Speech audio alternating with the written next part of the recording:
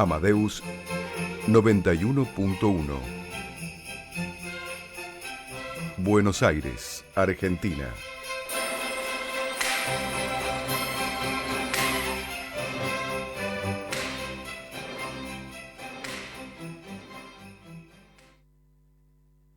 ¿Cómo conducir una empresa de 50 a 300 empleados sin morir en el intento?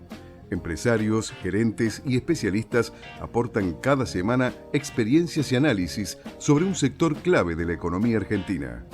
M de Medianas, con la conducción de la consultora Marianela Labate y el periodista Carlos Iakovich.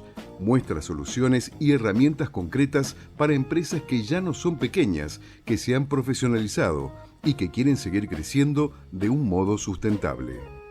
Los miércoles, de 12 a 13, por Amadeus 91.1. Buen día, bienvenidos, bienvenidas a una nueva emisión de M de Medianas por FM Amadeus. Hoy van a escuchar que no soy Carlos, claramente, soy Marianela. Esta vez el ausente sin aviso es Carlos Iakovich, mi colega, compañero, y voy a contar una infidencia, ex docente mío también, hace ya un par de años en la universidad. Y esto es M de Medianas, este programa que hemos craneado, en el que nos enfocamos a través de los negocios, a través del management, de la gestión, en una partecita de esa sigla PYME, que es la M de la mediana. Hoy el programa en realidad para mí es M de Marianela, me voy a tomar esa atribución, considerando que mi colega está ausente en este momento y que está también cumpliendo parte de sus labores en nuestros roles también como consultores y periodistas. Hoy me toca tener la grato desafío de reemplazarlo. Y vamos a estar viendo el foco, como siempre, en las medianas. Son aquellas empresas que tienen entre un mínimo de 30 a 40 empleados, pueden llegar a un tope de 300 empleados, y que entendimos, y Carlos, que fue el precursor con este programa, que tienen una complejidad que les es propia, que es muy particular su realidad. No son los micros, no son las pequeñitas, tampoco son las multis, pero a veces suelen tener una complejidad de multi, con una logística o con una estructura de la pequeña, y quedan a veces siendo un híbrido que inclusive nosotros como periodistas o la realidad o el Estado han a veces desatendido. Muchas de ellas son exportadoras, son parte súper importante, pueden llegar a ser unas 35.000 empresas de la matriz productiva de nuestro país, generadoras de empleo y tienen necesidades que son propias. Y en este andar de M de Medianas es que tratamos de descifrar cómo es que las medianas son parte de este entramado y también, ¿por qué no?, de nuestra idiosincrasia, porque muchos de nosotros hemos trabajado en ellas y así también nuestros entrevistados. Y aprovecho entonces, hablando de entrevistado, en este caso es una entrevistada, recibimos a la magíster, flamante magíster, Nancy Maltagliati. Buen día. Hola, Marian, ¿cómo te va? Bien, muy bien. Sumando a esto de M de medianas, sumo la M de Maltagliati, sí, y hacemos casi un trabalenguas, ¿no? Hoy hacemos un trabalenguas. No es el mejor día con el tema de las alergias, este cambio de clima para hacer trabalenguas, pero sí vamos a destrabar la realidad de las medianas, ¿no? Y dentro de esto vamos a contar un poco, a nosotros nos gusta en el programa como ir atravesando los distintos sombreros que tienen los profesionales que entrevistamos y contar brevemente. Yo robé una partecita de tu bio en la que te definís como apasionada por los datos, por la toma de decisiones sostenida en la información, bueno, en el dato procesado, vos me corregirás, y que tiene que ver con esto de transformarlo en información para la toma de decisiones. ¿Qué pasa hoy con el uso de los datos? En tu rol de magíster, ¿no? Corregime el título, ¿o cómo es? Inteligencia de negocios. Inteligencia de negocios. O BI, como muchos le dicen. Bien. Gracias por la invitación. Particularmente yo vengo de una disciplina que el dato no era muy interesante. Yo soy licenciada en públicas, pero siempre me apasionó mucho el mundo del dato, ¿no? Y mi abuela tenía una frase que creo que siempre me marcó, que es el dato mata relato, ¿no? Y siempre busqué y estuve trabajando, denodadamente en las organizaciones en las que estuve, buscando cuál era el dato relevante para ayudarnos a tomar decisiones. Hoy, con la aparición de la inteligencia artificial, el machine learning y un montón de técnicas predictivas, para las organizaciones es todo un mundo. Pero en realidad los datos existieron siempre. Si nos remitimos a tiempos atrás, un Excel siempre existió. Sí, un registro, un debe y haber en su formato papel, inclusive un listado de alguien a quien le fiamos en nuestros negocios, era un dato. Exacto, el dato siempre existió. Lo que pasa que en muchos casos y en algunas empresas más pi que me, más me que pi, o más grande o más mediana, el dato a veces es tan abrumador, ¿no? Yo digo que hoy en el mundo sufrimos de uno de los problemas que es la infodemia. O sea, alguien que en una empresa toma decisiones, recibe arriba del escritorio informe del área comercial, informe del área de logística, informe del área de producción, o sea, innumerables informes llenos de números, y en ningún momento nadie se pone a pensar cuál de esos números o cuál de esos datos que aparecen acompañan, ¿no?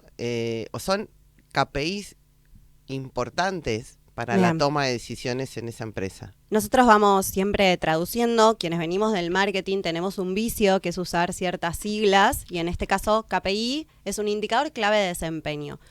Nosotros a veces tenemos, como vos decías, en estos tableros de control, o inclusive listados, Excels, no sé, números de fidelización, compras, tasas de rebotes de un sitio. Todas esas son métricas. El indicador clave de desempeño nos empieza a hablar de nuestros objetivos de negocio.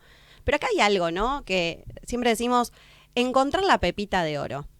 Digo, ¿cómo, o más coloquial, cómo separo la paja del trigo? ¿Cómo encuentro esa pepita de oro? Porque vos decís, tengo estos listados, soy el gerente de una mediana, de un área comercial o por encima del área comercial, y miro, ¿dónde empieza la búsqueda? ¿Por dónde empiezo a hacer ese tamiz, ese colador para encontrar la pepita? Cada empresa es distinto, y por eso a veces cuando creo que lo fascinante del mundo de los datos es que no hay una empresa igual a otra. Para encontrar esa pepita de oro, que quizás no sea una, sean dos, sean tres, sean cuatro, porque cada área seguramente tendrá un indicador que ayude a otra área a trabajar el desempeño y a llegar. A ver, ya sabemos que el mundo hoy no compra productos. Hoy un producto llega 5 minutos después, 1 hora después, y el desempeño del producto empieza a bajar, ¿no? La gente no lo termina eligiendo por si es bueno o si es malo, sino es por ese producto aumentado, todo lo que agrega a ese producto. Pero bueno, no me quiero ir por las ramas porque nada me cuesta irme por las ramas. Para encontrar esa pepita de oro hay que remitirse un poco a el origen de mi empresa, ¿no? No qué le vendo a mi cliente, ¿no? Esto que a mí siempre me gusta resaltar es ¿por qué me compran? ¿No? Porque llego a tiempo, porque la gente me elige por precio, porque la gente me elige por calidad, porque la gente me elige por los vendedores, ¿no? Hay mercados donde la fuerza de venta o el vendedor, para mí ese soldado indispensable en esa trinchera, es quien hace la diferencia. Entonces, para poder entender qué pepita de oro busco, lo que tengo que preguntarme es el para qué estoy, o no qué solución o qué dolor de mi cliente es el que yo voy a estar tratando de aliviar, ¿no? Con producto, con servicio, paquete llave en mano, digo, de la industria que sea, donde pueden tener presencia estas medianas. Exacto, es preguntarme el por qué. Y que esto no está muy lejos de cuál es mi ventaja en el mercado, ¿no? Si yo digo mi ventaja competitiva en el mercado es que soy una empresa que está orientada a tener tiempos de entrega cada vez más cortos. Bueno, hoy será la logística. Tendré que tener indicadores de logística que hagan que el producto salga del área de producción, esté listo en tiempo y forma, cada vez más rápido, y esté preparado para subirse al camión cada vez más rápido. Ahora, hoy será un camión, pero si yo quiero seguir creciendo como empresa, siempre desde mi óptica, o siempre yo digo es, para crecer hay que tener como la mano como en varios lugares, ¿no? Yo tengo que entender a dónde está mi cliente, tengo que entender a dónde está la competencia y qué está haciendo, y también tengo que entender para dónde va el mercado. Entonces, hoy será la logística, Y si quiero seguir siendo siempre la primera en entregarle al cliente, y quizás en 5 años, en 6, en Bien. 7, será un dron. Es interesante cómo, por tu trabajo, por lo que se ve en tus redes, tus charlas y capacitaciones, indefectiblemente sale tu mirada estratégica de los negocios y del mercado. Y me parece interesante cuando vos usás en tus charlas el término VICA. Si nos contás a qué se refiere y por qué tomar decisiones con datos, nos podría ayudar a echar un poco de luz en estos entornos. VICA Bien. o VUCA, ¿no? Sí, En inglés. VICA es que el entorno es volátil, incierto, complejo y ambiguo. Y Para nada nos refleja como país, ¿no? Exacto, o sea, yo cuando muchas veces lo cuento, lo digo, me dicen, es Argentina. Le digo, no, muchachos, está bien que nos sintamos el ombligo del mundo, pero es el mundo. El mundo hoy es complejo, incierto, volátil y ambiguo. Y muchas veces trae a colación algo esto de, bueno, si es tan complejo, tan ambiguo y tan volátil, ¿para qué debería planificar? Dicen emprendedores, empresas pequeñas, empresas medianas. No, justamente todo lo contrario. Cuanto más complejo es el entorno, el planificar, el tener una ruta, el definir hacia dónde quiero ir, hace que en un entorno tan complejo yo no pierda el rumbo. Bien. Porque siempre doy el ejemplo de, me subo a hacer rafting, imagino que todos alguna vez habrán hecho rafting, y si yo me enfrento a ese río muy turbulento, pero no tengo claro si la piedra que viene, ¿no? Hay una piedra en el medio del río, la voy a sortear por la derecha o por la izquierda, me la voy a llevar puesta. O si no nos organizamos, ¿a quién le toca remar? ¿Quién hace fuerza? A veces en el momento de estas remadas, hay un video que es muy ilustrativo, hay una chica que pierde su remo, remeras de alta competición, y sin embargo ella, aún sin remo, sigue haciendo el movimiento, porque es más contraproducente quedarse quieta. Entonces digo, y ella va imitando, bueno, yo en este momento estoy en cámara haciendo como una suerte de abdominal, para seguir acompañando a su equipo, porque si no se convierte en un lastre, aunque haya 11, 8 remeras o 7 remeras más que están cumpliendo su función. Entonces digo, en esto creo que refleja un poco lo que traes a colación, que el uso de los datos además tiene que ser algo cultural y transversal a la empresa. Bueno, lo que vos decís, esto de que la remera sigue haciendo el mismo movimiento, es lo mismo que debería pasar en una organización. Si yo tengo un área que no está dispuesta a compartir sus datos, ¿no? En el mundo del BI lo llamamos los Data Shadow Systems, ¿no? Okay. El área comercial tiene sus datos, pero no se las comparte al área de producción, pero el área de logística tampoco las tiene. Entonces cada uno tiene su Excel. O están mal organizadas o en diferentes bases inaccesibles. O las trabajan distinto. Codificadas de otra manera. Uno pone, que para quienes trabajamos con los datos, a veces es un dolor de cabeza que ni les puedo contar, que alguien ponga misiones con mayúscula o misiones con minúscula. Las fechas. La fecha. Día, mes, año, mes, día. O como me pasó una vez, empecé a trabajar con una base de datos muy amplia y empezamos a hacer una clusterización como para tipificar a los clientes. No es nada muy complejo. Tenemos una base de datos grande, puede tener, o chica, no importa. Le aplicamos una técnica de Machine Learning y el algoritmo lo que nos dice es, bueno, mira, por el tipo de clientes que vos tenés 3 grandes grupos de clientes, o 2 o 5. Bien, eso es el clúster. Eso es armar un clúster, exacto, armar un clúster con una técnica de Machine Learning. Bien. Que son estas, como uno podría decir, estas técnicas de BI, ¿no? De Business Intelligence o de inteligencia de negocio. Entonces vos podrías tener 2, 3 clústeres. ¿Qué es un clúster? Un grupo, un segmento definido desde una técnica estadística, una técnica de Machine Learning para definir qué características tiene ese grupo de consumidores. A nosotros en este caso nos había dado una característica que era un grupo de consumidores, los de menores de 50 compraban de una manera, los mayores de 50 compraban de otra manera y los menores de 18 de otra manera. Bueno, empezamos a detectar cuando quisimos rascar un poquito dentro de esa base de datos con otra técnica que todos los clientes tenían el mismo nombre y el mismo apellido. Dijimos, ¿cómo puede pasar esto? Bueno, y vos hablás de organizaciones transversales. ¿Qué había pasado? El vendedor que vendía el servicio o el producto, por una cuestión de rapidez, ingresaba a todos. Ingresaba el nombre, su nombre y su apellido, el tipo de producto que compraba, pero su dirección. Entonces, había casi 7.000 clientes que vivían todos en el mismo lugar, en la misma casa, bajo la misma persona.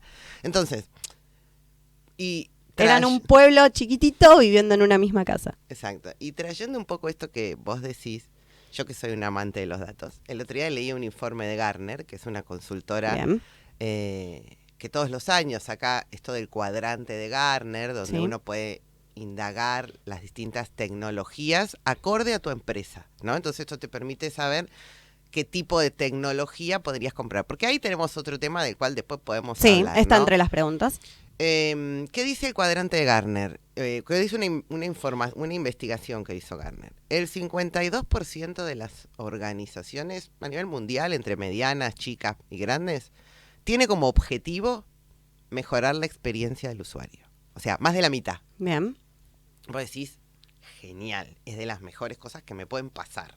Ahora, de ese 52%, más de la mitad, el 51%, 51, algo, pero no me lo acuerdo, 51% dice, principal obstáculo. ¿Cuál es? Los recursos.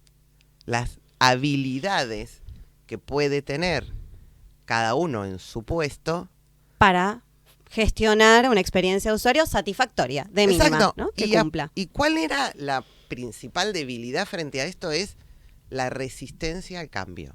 Bien. O sea, todas las organizaciones hoy tienen personas que trabajan allí que pueden ser entre 30 y 50. ¿Estamos de acuerdo? Más o menos. Más o ¿no? menos. Pueden ser más jóvenes. Perfecto. Algunos nativos digitales, otros adaptadores digitales y otros como yo, quizás analfabetos digitales, ¿no? Es mucho, pero bueno, vamos a hacer. No importa. Sirve al ejemplo de la representación, ¿no? De este cliente. Supongamos que alguien con 50 como yo, que tiene poco conocimiento del digital, lo único que podría tener es las redes, ¿no? Mirar Instagram, Facebook y lo que fuera. WhatsApp. Le decís que vas a traer un sistema, que vas a transformar digitalmente a la organización, ¿no? Lo primero que piensa es, me voy a quedar sin trabajo. Exacto, te iba a decir exactamente eso. Lo segundo que piensa es, el pibe que tiene 30, me va a superar. Tiene 20, me va a superar. Ahora a mis 50 me tengo que poner a estudiar porque mi puesto corre peligro, ¿no? Como que se genera esta resistencia, además, o si no es tan fuerte, viene con una carga un tanto negativa o una mirada peyorativa sobre esos cambios que se avecinan. Sí, de hecho, vos que sos del mundo del periodismo y del diario, hace unos cuantos años, yo, como mi rol a veces en las organizaciones es muy transversal, porque la verdad vengo de una disciplina muy de la comunicación y de las relaciones interpersonales, que son las relaciones públicas. Participé para un conocido diario de la República Argentina en una capacitación sobre gestión de cambio. ¿Por qué? Porque estaba implementando un sistema, un software, que iba a generar un cambio entre el área de despacho, ¿no? Y el área de logística de ese diario, ¿no? Entonces, bueno, lo primero que hay que tratar, en vez de definir en una mediana, en una pyme, en una grande, en una chica, no importa cuál, las organizaciones las hacen las personas, ¿no? Y lo primero que hay que definir es cómo lo voy a contar, ¿no? Porque si yo ya tengo, por lo menos hay datos que dicen que más de la mitad de las decisiones que se van a generar ya tienen una resistencia al cambio, no tengo que pensar en organizaciones solo desde la transformación digital de compro un software, pongo un software, bien, sumo tecnología, cambio mis computadoras, preparo un data warehouse. Sí, por lo general eso se soluciona con inversión y capital, pero nos olvidamos después en los procesos de implementación, en el acompañamiento que necesita la gente, en esta remera que se sigue moviendo aún sin el recurso que podría ser el software, ¿no? Exacto, porque si esa remera se queda parada y se cruza de brazos, ¿no?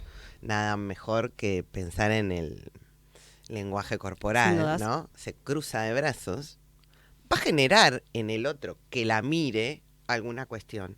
Entonces, bueno, desde mi lugar, el primer llamado a alguien que considere o que esté pensando en que trabajar con la inteligencia con el business intelligence o con la inteligencia de negocios, tiene que tener muy en claro que hay otras inteligencias que la organización debería trabajar. Bien. Como por ejemplo la emocional. ¿Y esto qué quiere decir? Esto quiere decir, bueno, atar, ¿no?, estas decisiones a comunicaciones claras, entender el rol que va a cumplir cada uno, cómo esto va a facilitar su tarea. Y a veces, bueno, quizás alguien que venda software me odiaría, ¿no? Pero yo lo primero que digo es, no compren. Primero sepan qué necesitan, para qué área, para quién, cuántos de los que trabajan en esa área no van a llenar la planilla. Es que si no, después la implementación viene con este mote de es gasto en vez de inversión, porque estamos haciendo al tuntún sin la mirada estratégica que vos planteabas. Y cuando hablabas de generación, de comunicación, de estructura organizacional, yo ahí hago una lectura, y sé que en esto vos también has tenido experiencia, y también hemos tenido invitados con los que hablamos de este tema, es el tema de las empresas familiares, que bueno, dentro de las medianas, bueno, ¿no? Siempre cuando hablamos a veces de la empresa familiar, a veces hablamos casi de terapia, pero digo, ¿cómo ves a las medianas empresas familiares en cuanto a lo que podría leerse de apertura a esto del uso de los datos? Están ávidas, quieren pero no saben cómo. Bueno, pasa lo mismo que le pasa a la gente. Cuando yo digo ¿no? Yo adoro a las empresas familiares porque son un organismo vivo en sí mismo. Es como si una persona creciera y pasara por todos los estadios y sus emociones pasaran por todos los estadios. Para mí, las empresas familiares son viscerales, ¿no? Bien. Primero, porque vos el jueves discutís presupuesto y compré una máquina nueva, te mataste con el otro miembro del directorio, que por ahí es tu mamá o por ahí es tu hermano, y el domingo te lo encontrás comiendo el asado de Pascua, ¿no? ¿Y cómo lograr separar eso, no? Entonces, bueno, por eso hablamos también de esto de la inteligencia emocional en las empresas y sobre todo en las organizaciones familiares. Las empresas familiares le pasa lo que le pasa al mundo de consumo. Tienen una brecha generacional. Tienen el hijo de 20 y tantos que está en la universidad. Tienen al padre que muchas veces quizás no tiene un rol ni siquiera o una formación universitaria, eso, ¿sí? ¿no? Los hijos son quizás los primeros universitarios. Ese padre, a fuerza de trabajo y experiencia, se fue formando, quizás hizo algunas capacitaciones. Tomó un rol como preponderante en una generación Sí. muy distinta a la que tienen, yo que soy madre, nuestros hijos hoy. Y el dueño de esa empresa familiar, que fue quien la creó, ¿no? Y cuando uno tiene hijos, sabe que los hijos son perfectos, ¿no? Son lindos, son altos, son rubios, se portan bien y las cosas no pasan así, ¿no? Los hijos no son perfectos, no son excelentes, todos tienen sus bemoles y las empresas todas tienen sus bemoles. Y cuando alguien crea una empresa, la crea también en otro entorno. Entonces, esta brecha generacional entre un comprador, por ejemplo, que es nativo digital, porque ponerle un hijo que se encarga del área de un nieto que se encarga del área de compras, un padre que lidia con su padre que no se va, que quiere seguir tomando decisiones. Entonces, es muy difícil. Y yo aprendí a lo largo del tiempo que las estructuras nos ayudan. Bien. Compartí con alguien que tiene mucho conocimiento, pero bueno, no le conté que iba a venir, entonces quizás no lo pueda contar, no voy a decir quién, la importancia del protocolo en una empresa familiar. Sí. ¿No? En definir. Hemos hablado con especialistas y decir, bueno, esto te ayuda, me amparo en este protocolo para que no se trate siempre de subjetividades o susceptibilidades, sino tener como todos una suerte de guía a la cual apegarnos, ¿no? Sí, como de buena conducta. Sí, ¿qué cosas se definen, no? Mi hijo que no es universitario, ¿puede trabajar?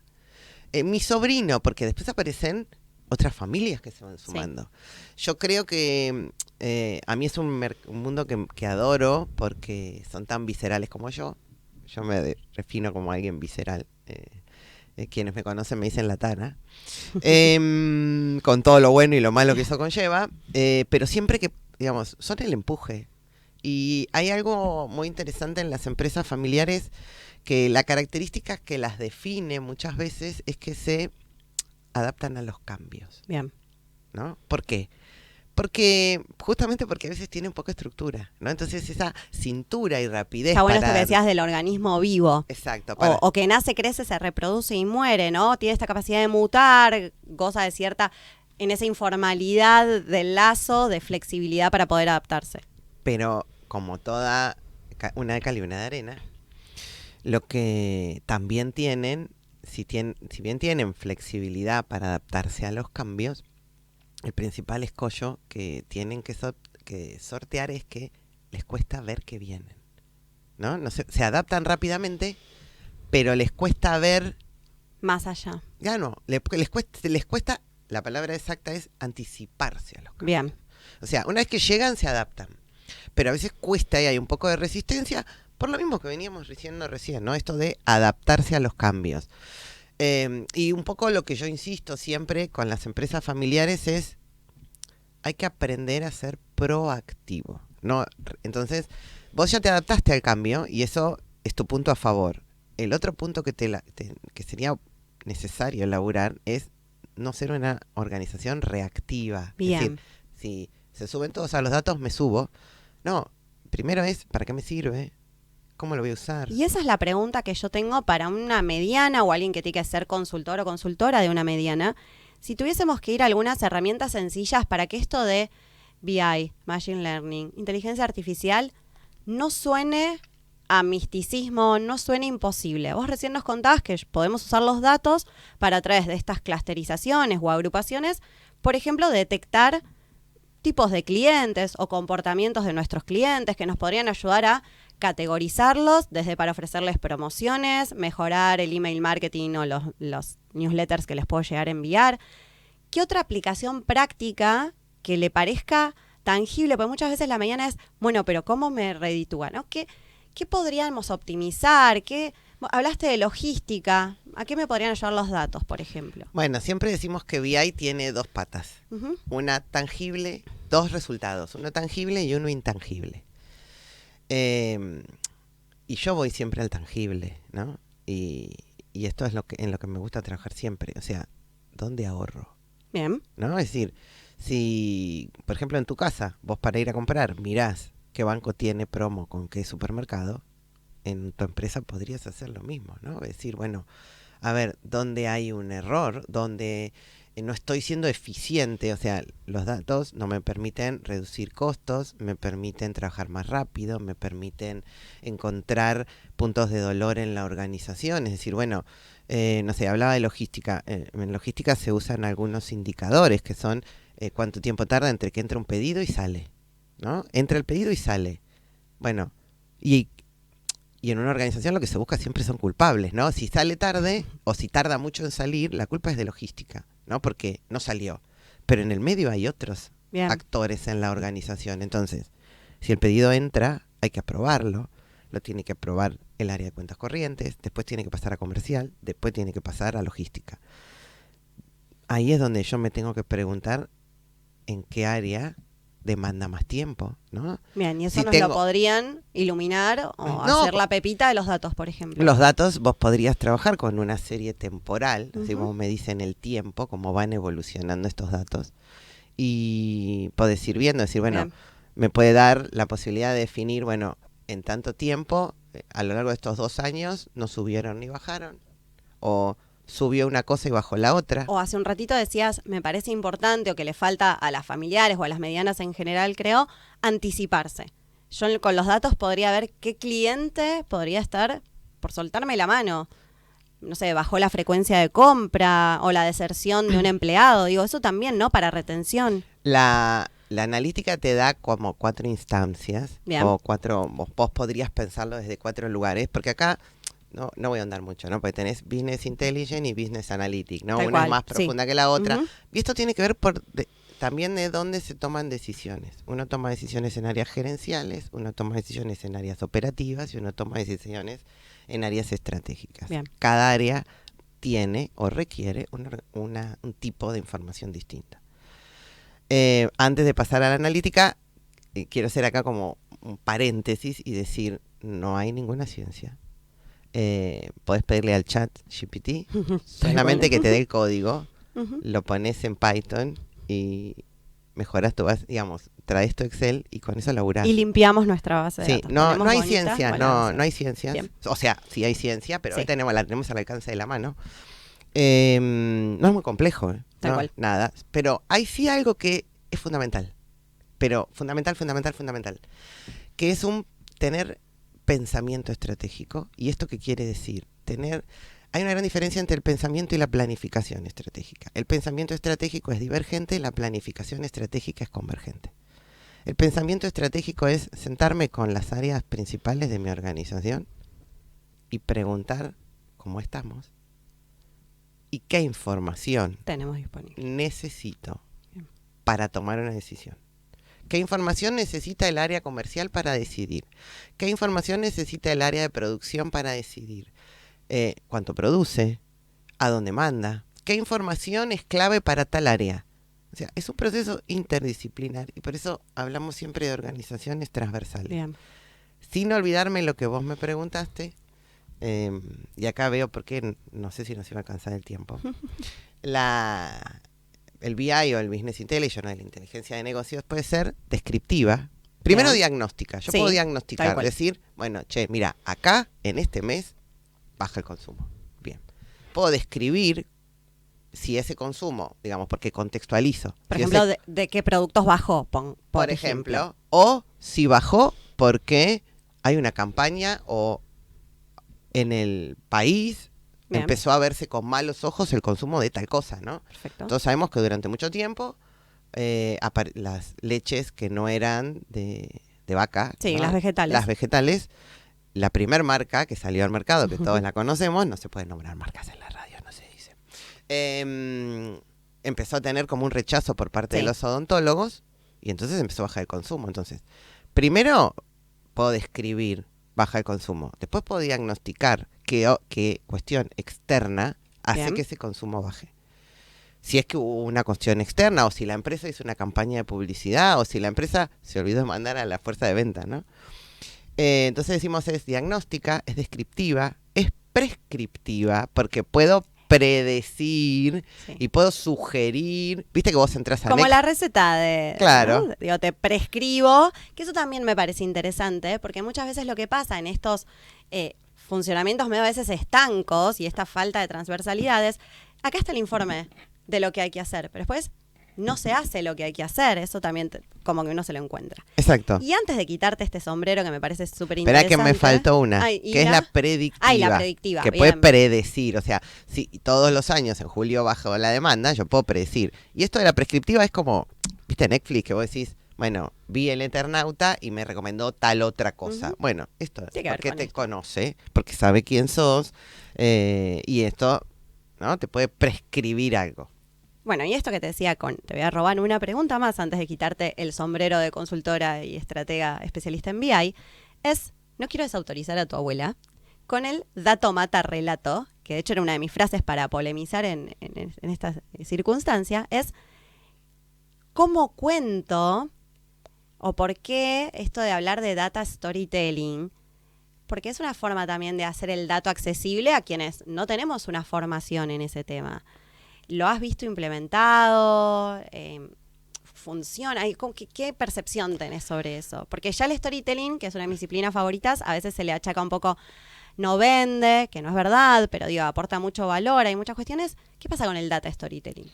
El data storytelling es cómo cuento un dato para que el ingeniero de producción lo entienda, el licenciado, bueno, no pongamos profesiones, ¿no? El Bien, área de sí, producción perfecto. la entienda, el área comercial la entienda, el área de logística la entienda.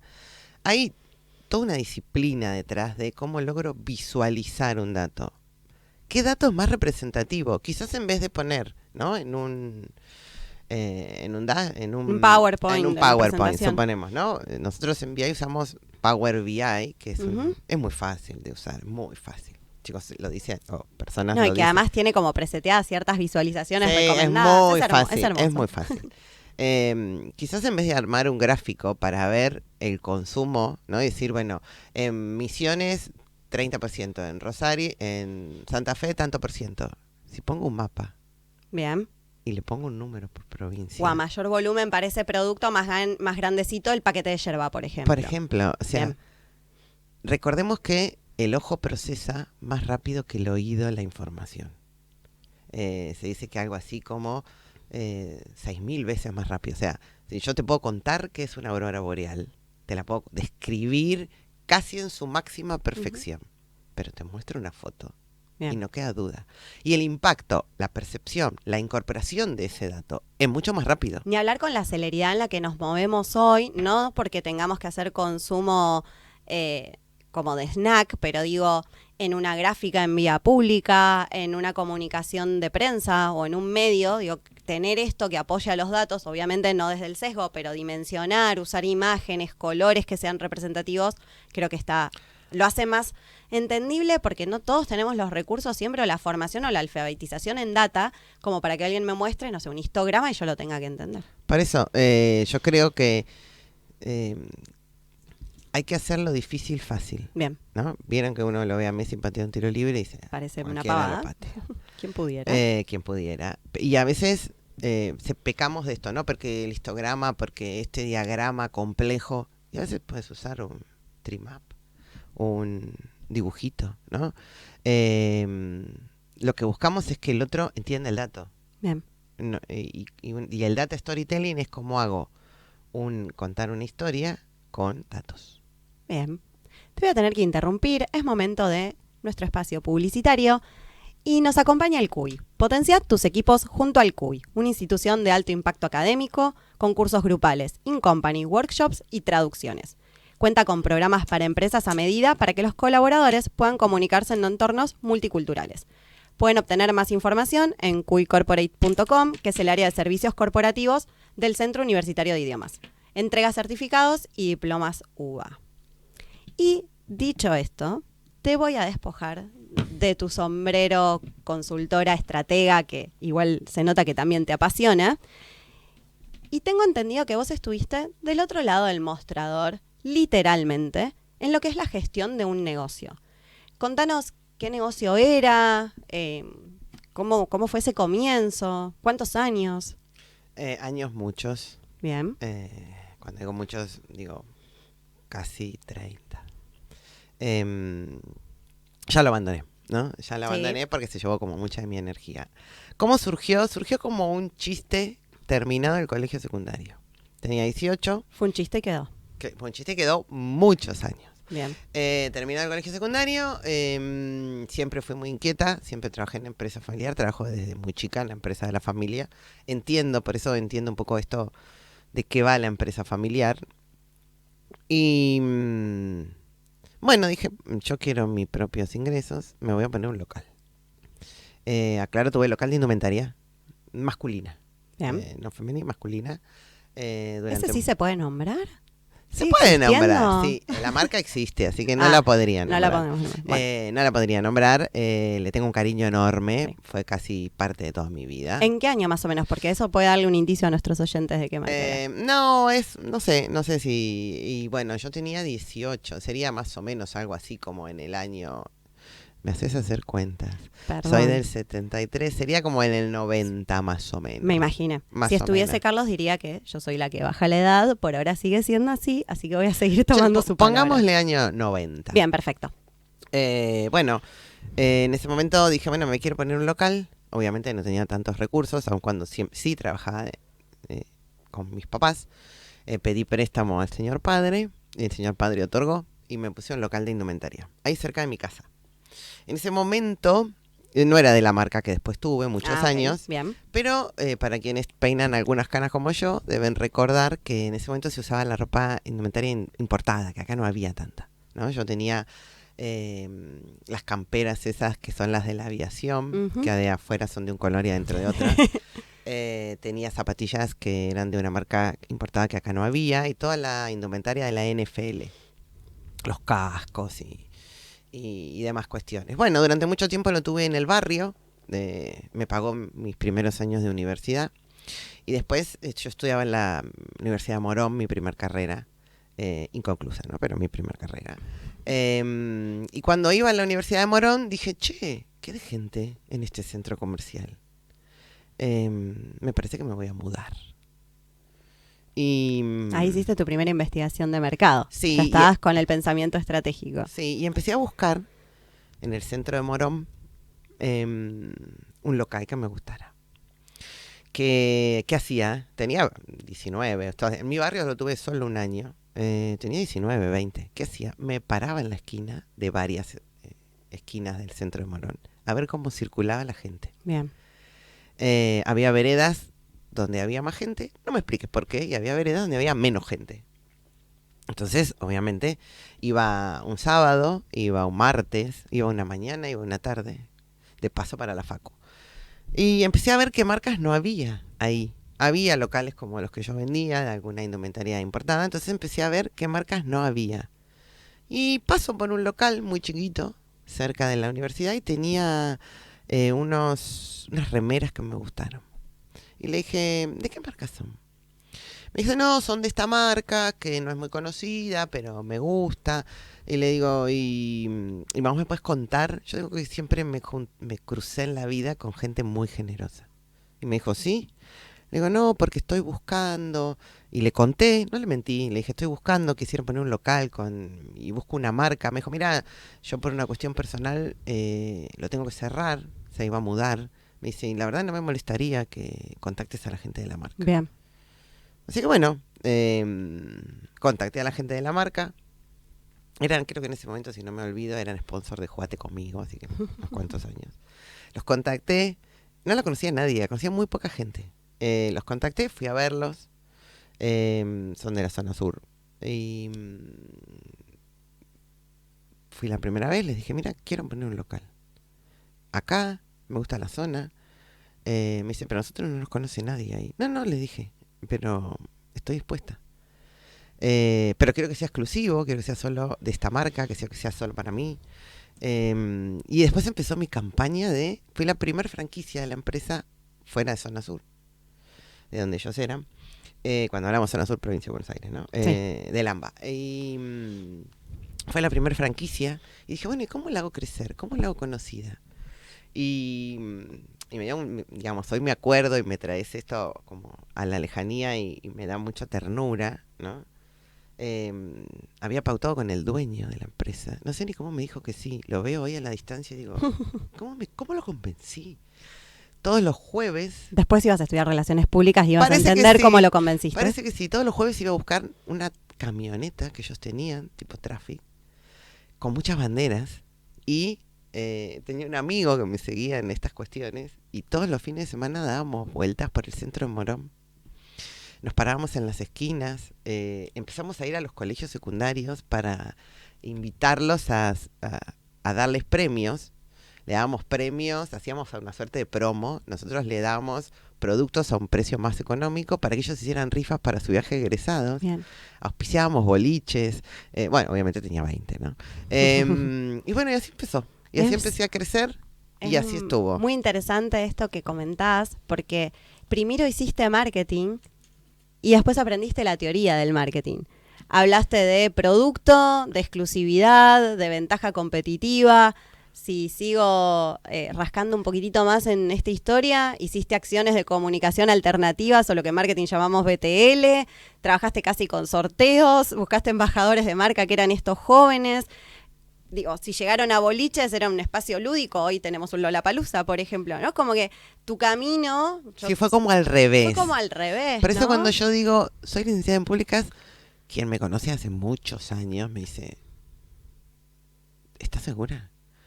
Sí, no sé por qué, ¿no? Porque hice el área, digamos, hice todo el camino del marketing al revés, ¿no? Empecé por el atrás.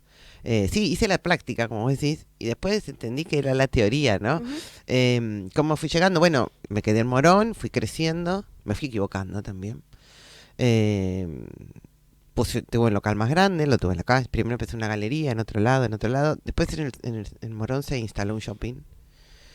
Creí que me iba a hacer sombra y ahí es donde digo que me equivoqué. Pero bueno, los Bien. emprendedores tenemos errores y de ellos aprendemos. Puse un local en el shopping. Después entendí que no era el mismo público. Después lo cerré. Bien. Y todo en otros lados. Pero después, bueno, nada, mi amor se quedó ahí en el centro de Morón muchos años, casi 30, hasta que en un momento dije, ya Hasta está. acá. Sí, porque me empezó a divertir esto de los datos y empecé a tener otra función en mi vida profesional que me divertía. Yo siempre digo que tengo que trabajar en algo que me divierta. Bien. Así que para ahí fuimos. En un tercer sombrero, y creo que en breve el tiempo se va a volver tirano, muy a mi pesar, está tu lado docente.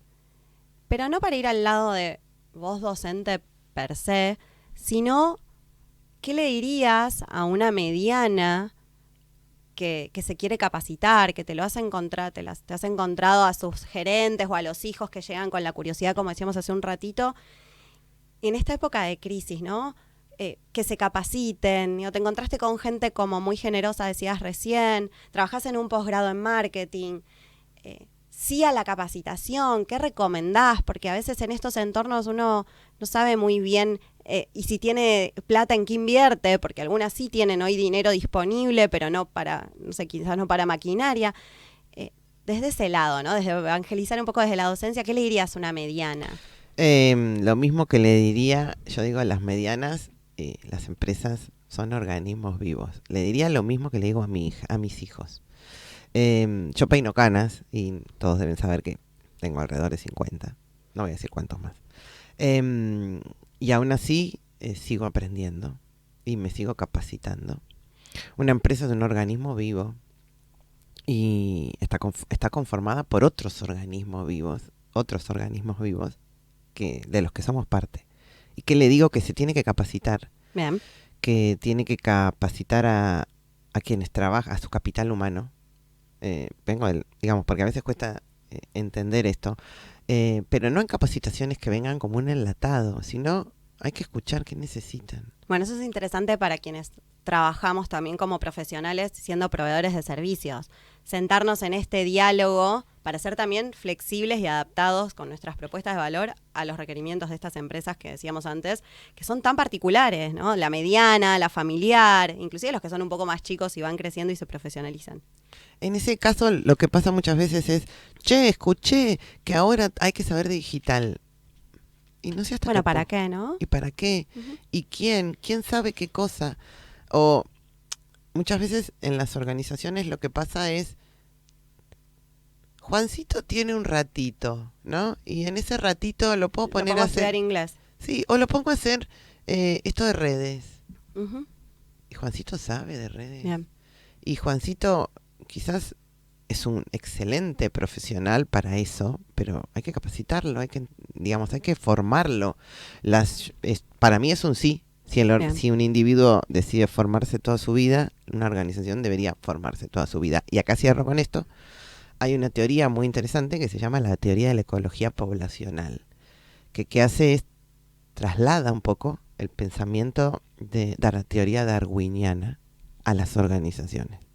Y para cerrar, ¿qué dice esta teoría? Es que solo aquellas organizaciones que tengan capacidades dinámicas, es decir, que tengan la capacidad de transformarse, como diría Darwin, van a sobrevivir en un entorno volátil, incierto, complejo y ambiguo. Perfecto para este cierre. Creo que nos quedamos con más preguntas que respuestas, pero eso es lo interesante y creo que es lo que debemos llevar a las medianas. Aprovecho a agradecer. Yo temí erróneamente que iba a sentirme sola porque era este debut de este lado, pero cuento con la excelente compañía detrás de nuestra ventanita, con Ricardo Piñero, nuestro operador, siempre con buena escucha y el timing perfecto. Gracias a Nancy Maltagliati, quien nos acompañó hoy en este programa, a Carlos, que espero su curaduría luego de este programa, y a quienes nos estuvieron acompañando también como oyentes.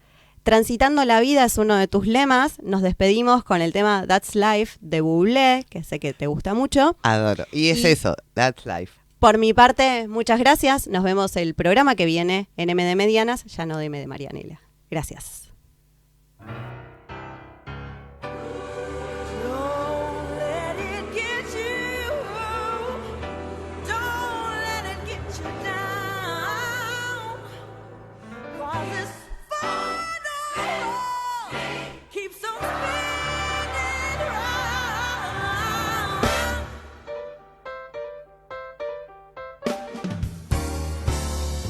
That's life. That's what all the people say. You're riding high in April, you're shut down in May. I know I'm gonna change that tune when I'm back on top in June. I say that's life. And as funny as it may seem, some people get their kicks stomping on your dreams. But I don't let it get me down. 'Cause this final world keeps spinning round. I've been a puppet, a pauper, a pirate, a poet, a pawn and a king. I've been up and down and over and up. But I know one thing.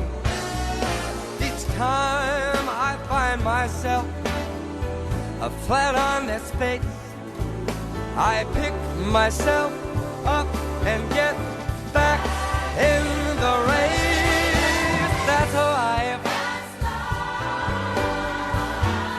I can't deny it. I thought I couldn't, baby. This heart wasn't gonna buy it. And if I didn't think it was worth one single try, I'd jump right on a big bird and then I'd fly. I've been a puppet, a pauper, a pirate, a poet, a pawn and a king. I've been up and down and over and up. And I know one thing. Each time I find myself flat on my face, I pick myself up and get back in the race. That's life. That's life, and I can't deny it. Many times I thought of cutting out, but my heart won't buy it. But if there's nothing shaking come this here July, I'm gonna roll. I'm gonna roll. I'm gonna roll myself in a big ball and die.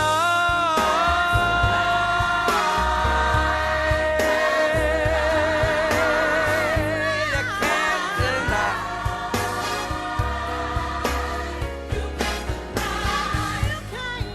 Don't let them take you down. Don't let him keep you down.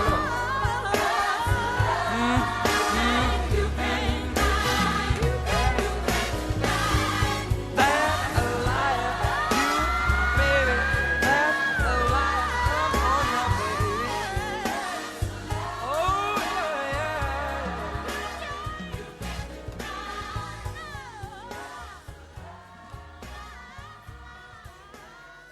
Don't you let them stop on your dreams. M de Medianas, con la conducción de la consultora Marianela Labate y el periodista Carlos Yakovich. Muestra soluciones y herramientas concretas para empresas que ya no son pequeñas, que se han profesionalizado y que quieren seguir creciendo de un modo sustentable.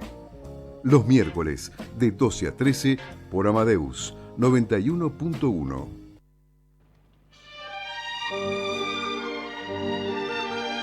Desde la ciudad de Buenos Aires, República Argentina, transmite Amadeus 91.1.